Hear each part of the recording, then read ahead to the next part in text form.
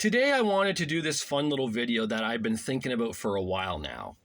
It dawned to me that, 1996 was 30 years ago now, even though in my mind it still feels like maybe 15, 20 years ago. But it's true. The days of WCW versus the WWF are long gone. But 1996 had such an impactful year for those two organizations. I thought maybe I should go through and look at some of the magazine covers that kind of, represent what was going on in both companies at the time. And this one here starts off with the four big names on the front. You see Shawn Michaels, Sting, Diesel, and Hogan. And they're giving predictions. Shawn's going to win the title. Diesel's going to turn to a rule breaker. Hogan's career is under siege, and Sting's going to be continued with frustration. And some of that did happen, or maybe even all of it happened, right? As the year 1996 went on. So let's take a look now at some of these magazine covers. This one here starts off with WWF versus WCW, because that is such a very vital point of 1996, the Monday Night War, right? 1996 was, it's still the beginning stages of the Monday Night War. It wasn't even a year old yet in the beginning of 96, because the Monday Night War technically started in fall of 1995. But I remember reading in the PWI books showing they would show the ratings, like who was winning against who at the time. And it was pretty neck and neck. One week Raw would win, the next week Nitro would win. There was no real, jump in any victory yet by WCW here. Raw was still competing rather well when they were going 1 hour opposite of each other. But the funny thing is, I did rewatch those Raws and Nitros a few years ago on the WWE Network, and I did think Nitro a lot of times had the better show. They were giving away matches that you just wouldn't normally see on free television, and you're getting it every Monday on Nitro. So Eric Bischoff kind of knew what he was doing there, that's for sure. In the WWF in early 1996, Bret Hitman Hart was the WWF champion.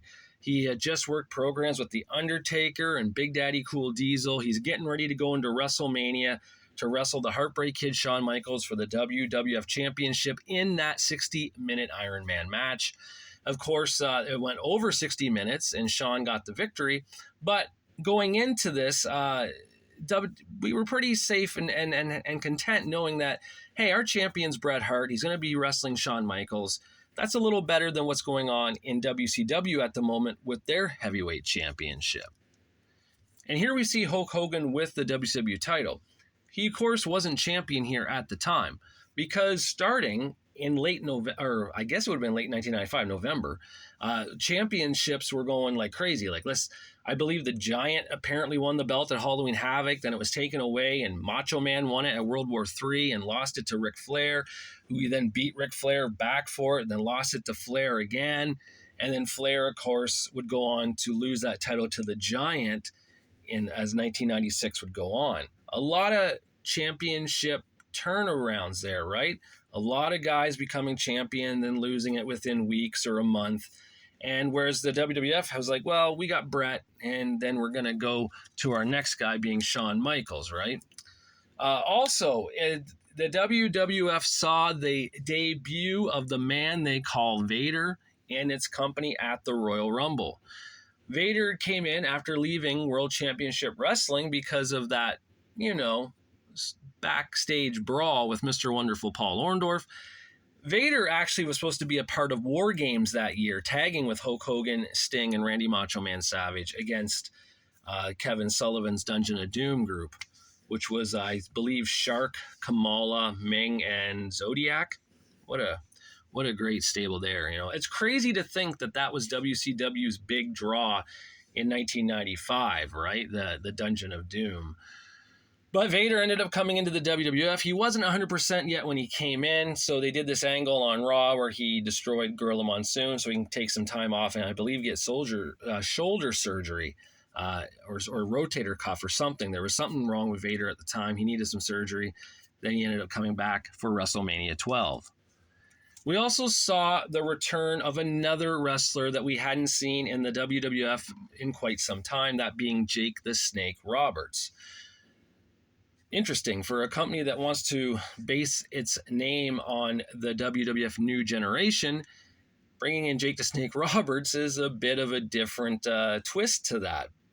Jake was seen as one of the original, golden era guys, right? Like back when it was the Killer Bees and the Demolition and the Dino Bravos and such, the Andre the Giants. Like that was that era. Jake was like huge in the 80s in the WWF. And he left in 1992, went to WCW, and that was a disaster, did Smoky Mountain Wrestling and everything. But here he is back in the WWF, returned at the Royal Rumble, and he was now going to be joining the ranks of the World Wrestling Federation, as was the former Cactus Jack from WCW and ECW. For Mick Foley would now show up in the WWF as Mankind and kind of have a unique character, not like the Cactus Jack character whatsoever. Mankind was definitely different and in a good way. It got people talking, and of course, putting him with Goldust, the former Dustin Rhodes of WCW, who left there in 1995 to come to the WWF. They just kind of meshed well together with this bizarre pairing. WrestleMania also saw the debut of Wildman Mark Morrow.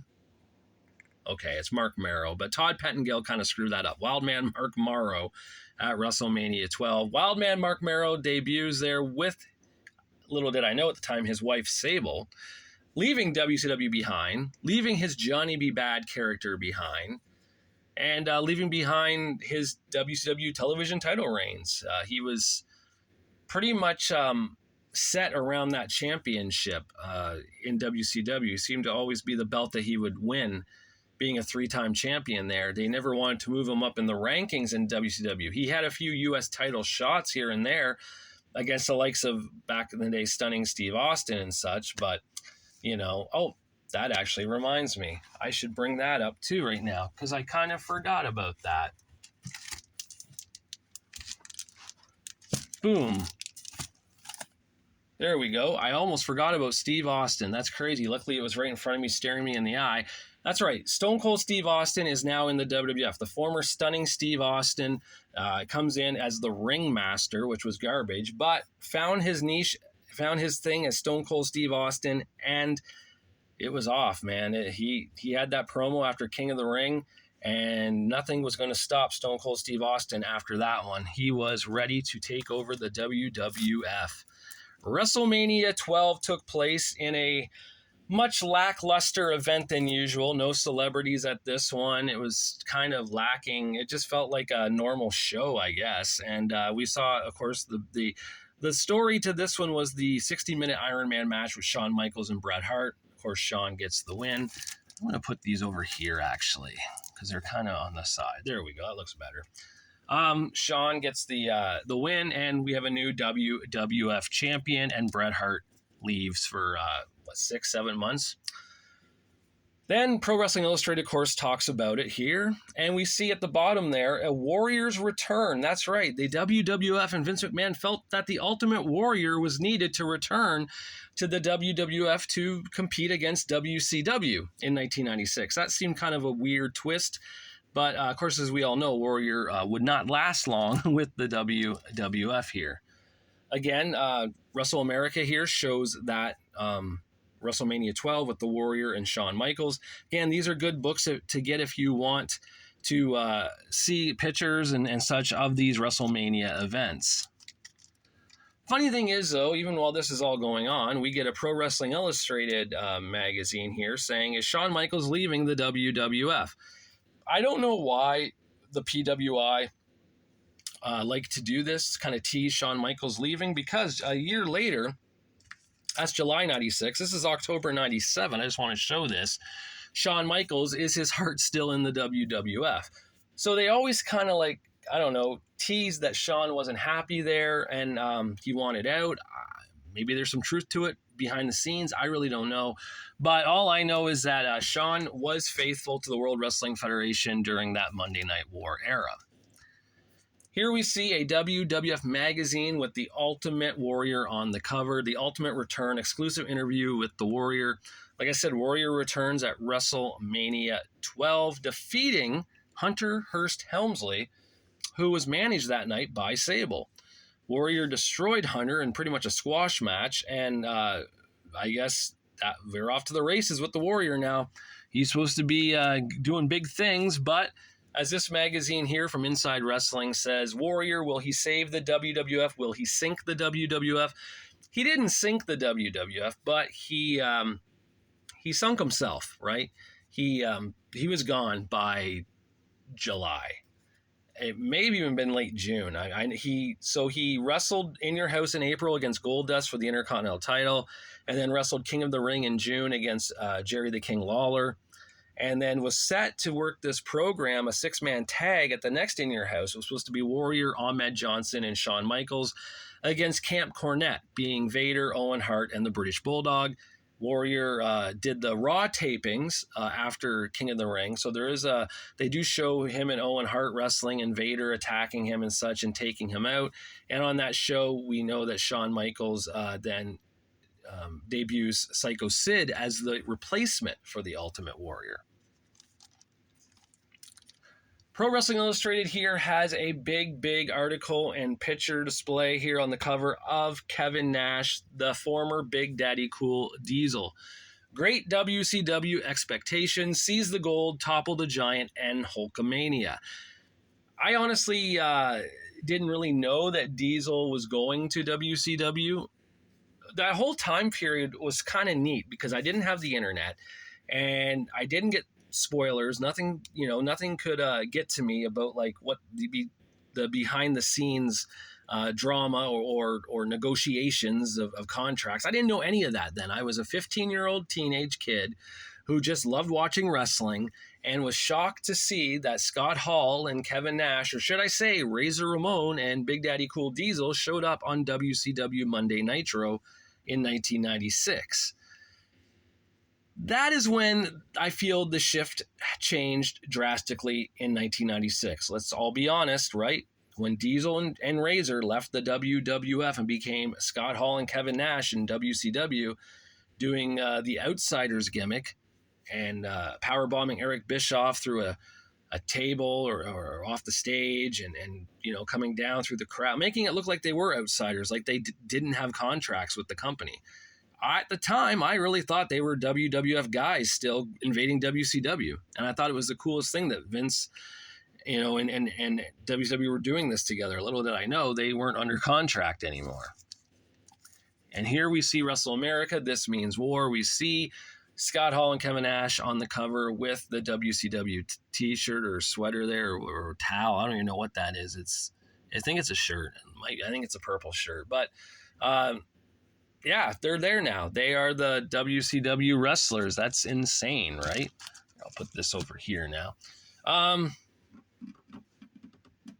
couldn't talk about 1996 without showing Sunny. Sunny was, at that time, probably her best, right? Like, she was so beautiful and gorgeous and sexy, whatever you want to say about her. She was hot. Like, she had it going on then, and it's a shame what her life turned into as time went on, but man, 1996, Sunny was untouchable, and it just continued into 97 and 98, and then when she left the WWF, she went to hell with the drug problems and everything, but man, this era of Sunny, totally a peak era for her. Brian Pillman. That's right, the former Flying Brian, the former Hollywood Blonde from WCW, was a free agent in 1996. He got fired by WCW to go to ECW to cut a crazy shoot promo and to interfere and intervene and do things there, only to go back to WCW. Well, that was the plan. Because I don't know if you know this or not, but it was kind of a work. Pillman and Bischoff did it as a work. They wanted to make it look like Pillman was legit crazy. And he ended up, I think the last episode of Nitro he was on was the Nitro before Uncensored, where they had that ridiculous cage match where it was Hogan and Savage against Flair, Arn, Kevin Sullivan, Ming, Barbarian, and all that. That was like because I don't think Pillman in that match. I don't remember now. if Pillman was in that match. I don't like that match. I remember watching it once and I thought this was garbage. Remember Zeus was in it and some big guy, the Ultimate Solution?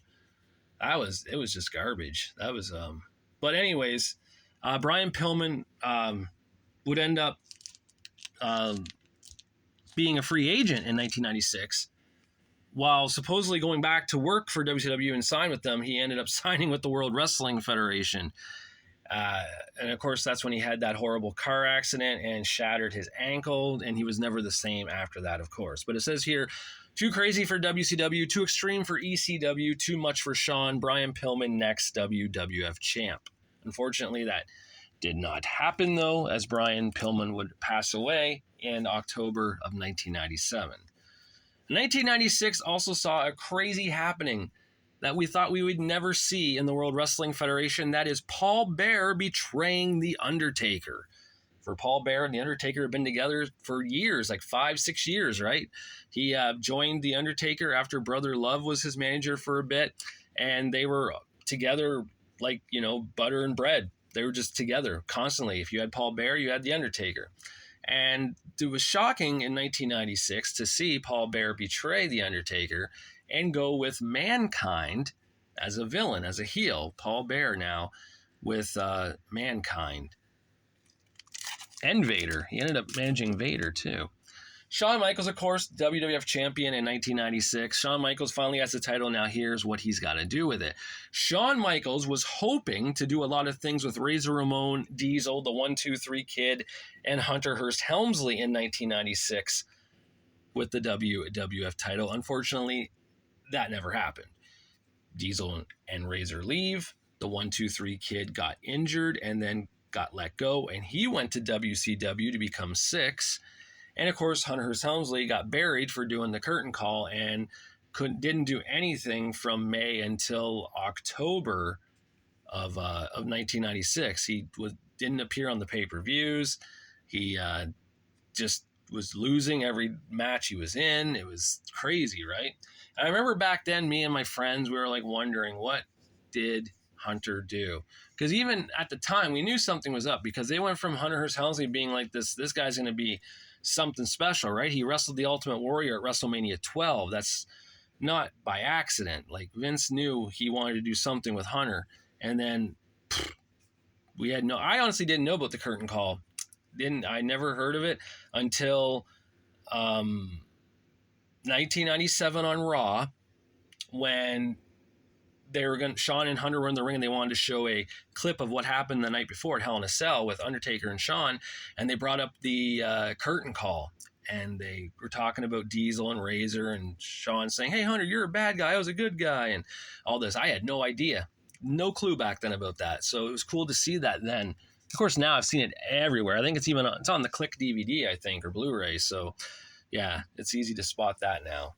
WWF Invader. I see what the wrestler did there. Very punny. Can Bret, Shawn, and Razor play the pain game? Interesting that Razor Ramon is picked there, because Razor Ramon's last pay-per-view match, In Your House, Good Friends, Better Enemies, April 1996, was against Vader, and Vader defeated Razor Ramon in a big match. And it was weird seeing Razor wrestle Vader, because, to me, honestly, it is weird, because when I look back, Razor and Diesel kind of did not fit where the WWF was going in 1996. I honestly don't think Razor Ramon worked in WWF then, like his gimmick, his character. I think like he kind of outstayed it, and I think they would have had to have been more like themselves, like Scott Hall and Kevin Nash, if they were going to stay at that time. So to go to WCW was honestly the right decision for both men, and it gave them a chance to up their ante and win more championships and such. I don't think they would have had the same in the WWF at the time. Psycho Sid, friend or foe? That's right. Sid is now in the WWF. Like I said, came in as Shawn Michaels' mystery partner to replace the Ultimate Warrior. Sid was going through guys like the British Bulldog and Vader and such, and then he finally gets the title shot at Survivor Series against Shawn Michaels and beats him 1-2-3 with a powerbomb and the help of a video camera as well. The truth hurts. Hulk Hogan is right. The Hulkster did not go to war with Kevin Nash. Instead, Hulk Hogan ended up teaming with Kevin Nash as the third man, Bash at the Beach, WCW pay-per-view. Hulk Hogan, Scott Hall, Kevin Nash, the New World Organization of Wrestling Brothers. Well, close enough, Hulk. New World Order. Interesting enough, there was talk it was going to be Sting as the third man if Hogan wasn't going to do it. They also made it look like Lex Luger was going to be the third man because Lex got taken out pretty early in the match, and it was just Savage and Sting against the Outsiders for that. I wonder, let's say Hogan didn't turn. Let's say Hogan didn't want to do it, and Sting opted not to do it. Would Lex Luger have made a good choice? And I think, yes, it would have made sense for Lex because Lex had just spent 3 years in the WWF, 93 through 95. He jumped over on the first Nitro to appear after being in the WWF just the night before, a house show. And he still had that WWF stank on him. He didn't have the WCW 1991 Lex Luger stank on him, right? That was that Luger and the Luger of 96, two different Lugers totally, I felt. There was just a different vibe. And I don't know. I think Lex could have been a good pick to be the third man if needed because he had, history with Diesel and Razor in the WWF. So if Hogan didn't do it, I probably wouldn't have been upset if Lex was the guy. I just don't think it would have had the long-lasting impression that it had on wrestling and on WCW if it was Lex, because clearly Hogan would have been the good guy to stop the NWO, and he probably would have beat them every week, kind of like what he did with the Dungeon of Doom. So, I'm not saying the Dungeon of Doom is on par with Luger, Hall, or Nash. They clearly aren't, but everyone knows Hogan in his politicking ways and wanting to get the win. So I think the NWO would have been doomed if Hogan hadn't joined. Hogan joining the NWO and turning heel brought for the return of Rowdy Roddy Piper inside a wrestling ring to wrestle.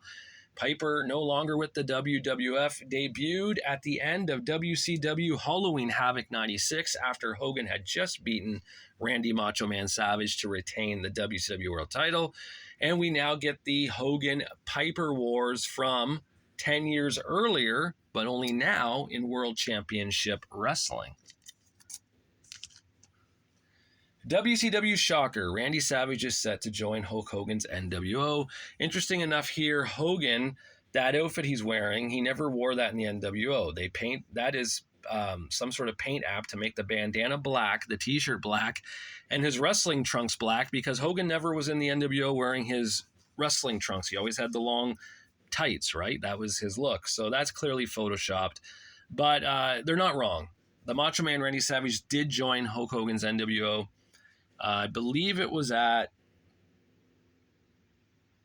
oh man, when would that have been?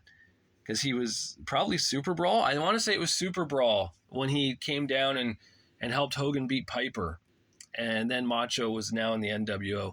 And, it makes sense for Macho to be NWO. Who knows more about the WWF 2 than Randy Macho Man Savage? He spent from 1985 to 1994 with that company. That's like 10 years, right? So Macho Man joining Hogan, Hall, and Nash makes perfect sense as well during that time.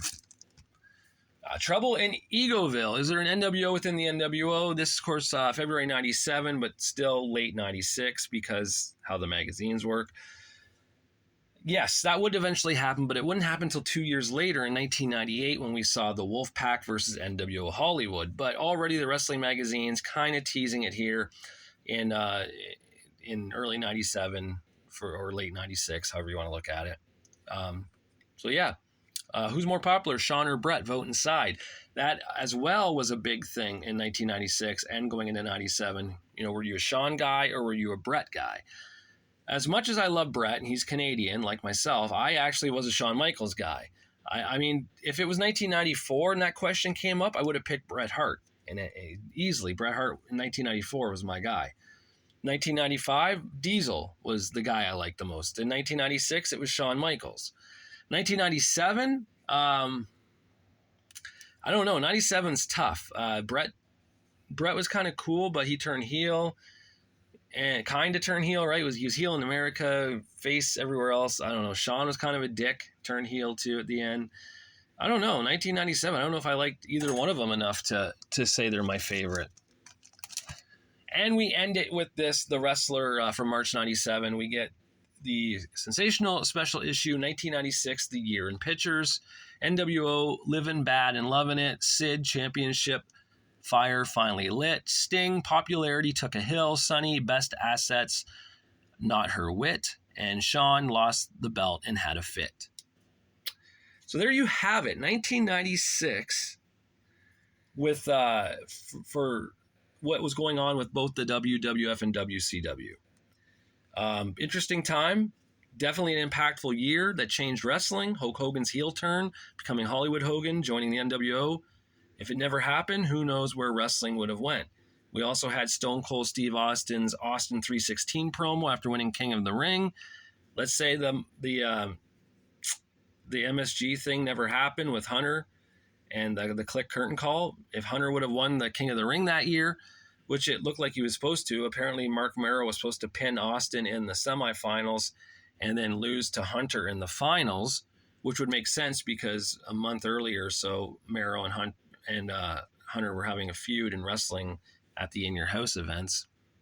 I don't know. Maybe wrestling wouldn't have taken a turn like it did. Thankfully, we had Hogan saying, you know what, brother, I'm going to go heel. I'm going to do the NWO thing. And thankfully, the Click Curtain Call happened, and we had Stone Cold Steve Austin have the birth of Austin 316, and we were off to the races there. So 1996, 30 years ago, still has an impact today on what all went down that year. What a heck of a year. I hope everyone liked watching this video, looking back at some of these highlights. Tell me what your favorite thing of 1996 was. Was it Stone Cold Steve Austin doing the Austin 316 thing? Was it Hulk Hogan joining the NWO? Was it Hall and Nash jumping ship and going to WCW to create the NWO? Or was it, Shawn Michaels winning the championship from Bret Hart at WrestleMania? There's so many things. Of course, I could have talked about ECW, but there really wasn't anything on magazine covers for ECW in 1996, unfortunately. But of course, that was the year where Sandman feuded with Raven over his son Tyler. And we saw, Shane Douglas and the television title feud with Pitbull 2 and the Eliminators and the Gangstas and RVD and Sabu. ECW in 1996 was awesome as well. And you can't forget that company either. All right, guys, thank you for watching this one. And until I do my next video, I'll talk to you later.